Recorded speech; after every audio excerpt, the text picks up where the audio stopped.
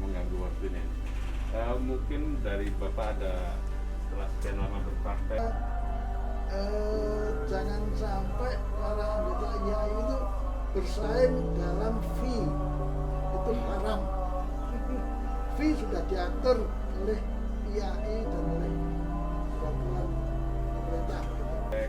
Mengalami perubahan zaman yang berkali-kali ya. Mungkin ada pesan untuk pesan atau masukan buat organisasi asosiasi IAI Ikatan Arsitek Indonesia Jawa Timur dan juga kepada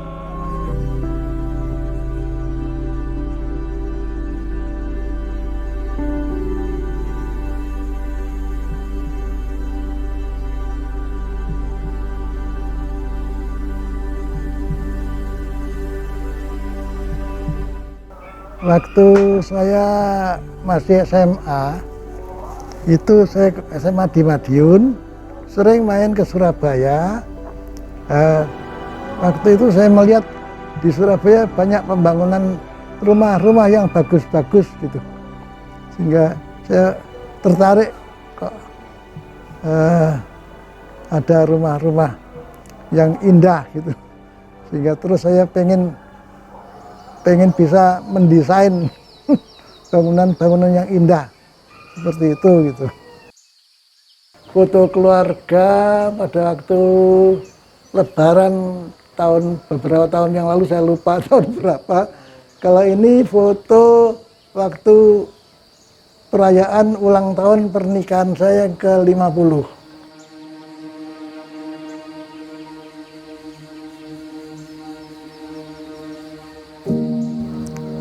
Waktu saya di sekolah arsitektur itu, pendidikan arsitektur itu terdiri dari seni, keindahan arsitektur, dan engineering. Jadi teknik-teknik struktur itu diperdalam. Walaupun tidak sedalam sipil ya, tapi arsitek lulusan dulu itu bisa mendesain dan tahu prinsip-prinsip struktur gitu, sehingga berkomunikasi dengan ahli struktur itu bisa nyambung gitu. Dulu ada kuliah beton, kuliah kayu, kuliah baja itu sampai bisa menghitung baja, kayu, beton. Ya memang dulu pendidikan arsitektur itu 5 tahun. Sekarang kan cuma 4 tahun. Dan sekarang pendidikan arsitektur itu keteknikannya sangat minim, sangat kurang. Dengan kemajuan teknologi itu ada beda yang sangat jauh. Dulu kalau menghitung mekanika teknik dan sebagainya itu nggak pakai komputer seperti sekarang ya, pakai namanya Mister Hitung. manual, Pak. Iya, manual. Mister Hitung. Kalkulator aja belum ada.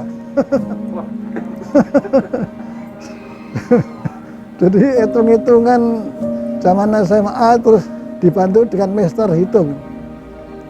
Mister Hitung itu jadi geser-geser gitu, perkalian berapa kali berapa itu kira-kira, hasilnya kira-kira. Sebab dalam perhitungan teknik itu kesalahan 1-2% itu dianggap betul.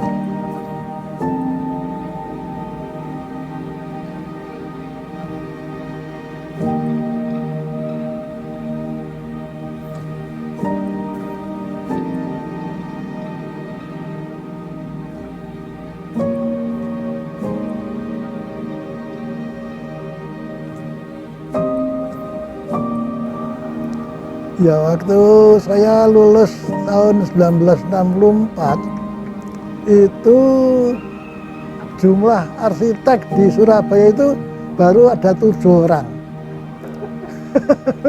Jadi waktu itu yang namanya arsitek itu laris, laris manis, banyak proyek. Gitu.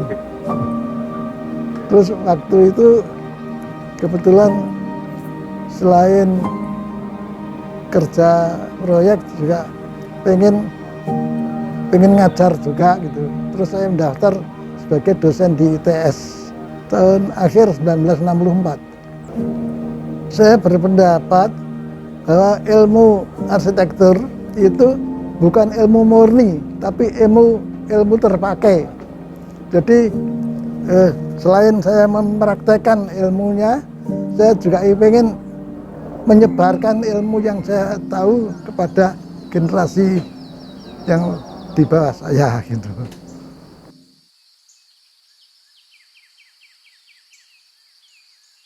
Dulu itu arsitektur dan seni itu digabung gitu. Jadi karya-karya Korbu itu ada ditempeli lukisan-lukisan dinding. Sekarang kok rasanya kok nggak ada yang gitu ya.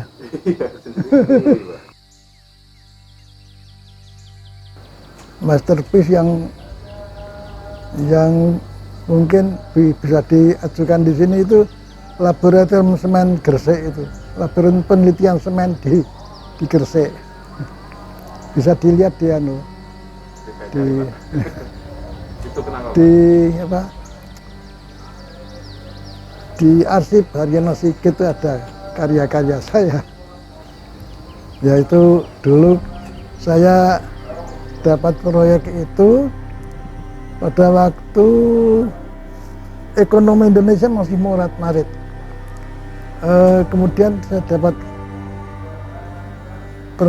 perancangan laboratorium semen Gresik dan saya masih punya idealistik untuk menampilkan ilmu yang modern ke dalam desain, sehingga saya waktu itu membuat satu bangunan yang atapnya digantung di busur gitu ya.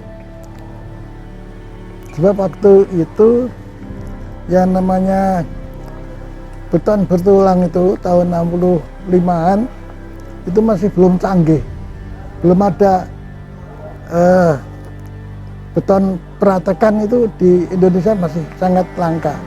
Baru ada satu di Jembatan Semanggi di Jakarta. Nah, maka itu saya kemudian membuat satu gagasan laboratorium penelitian itu bentuknya kotak, atapnya digantung, kemudian disangga oleh kotak, disangga oleh kolom V gitu. Yang bawahnya bisa untuk parkir mobil gitu. Itu inspirasi dari arsitektur modern di Eropa dan Amerika Latin, Brasil. Kalau saya dulu waktu kuliah itu memang hobi saya mempelajari struktur, jadi pada karya-karya saya ingin menampilkan kecanggihan struktur di dalam arsitektur. Jadi misalnya di Pasar Atom saya membuat atap hiperbolik paraboloid yang besar, kemudian di Rutani saya bikin shell, unit shell. Jadi pengen menampilkan keindahan struktur dalam arsitektur. Di arsip Haryono Sigit itu ada karya-karya saya.